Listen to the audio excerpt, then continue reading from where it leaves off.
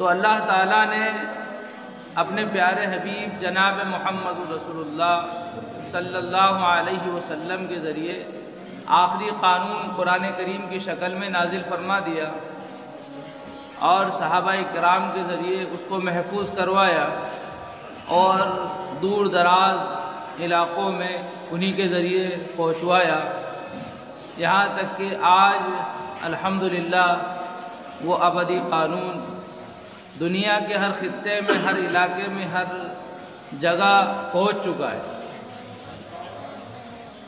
इस उन्वान पर हम तकरीबन 2-3 हफ्तों से बात कर रहे हैं और आगे भी इंशाअल्लाह इसी उन्वान पर बात करते रहेंगे। और हमने इस उन्वान को नाम दिया है कि अल्लाह ताला अपने बंदों से मोहब्बत करता है।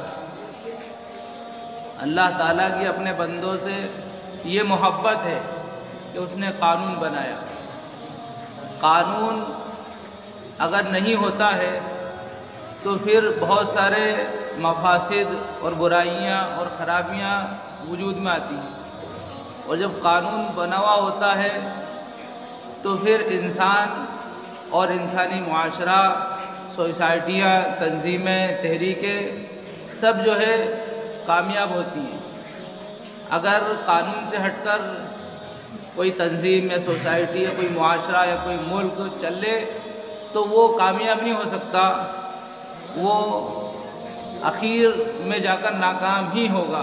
और हुआ है, और ऐसा दुनिया की तारीख़ बताती है, इतिहास इस बात का गवाह है कि जब क़ानून को तोड़ा गया, लाक़ानूनियत वजूद में आई तो फिर कितने फसाद बर्पा हुए, खूरेज़ियाँ आम हुई, हालात का रुख बदल गया, अच्छाई से हटकर लोग बुराई की तरफ चले गए।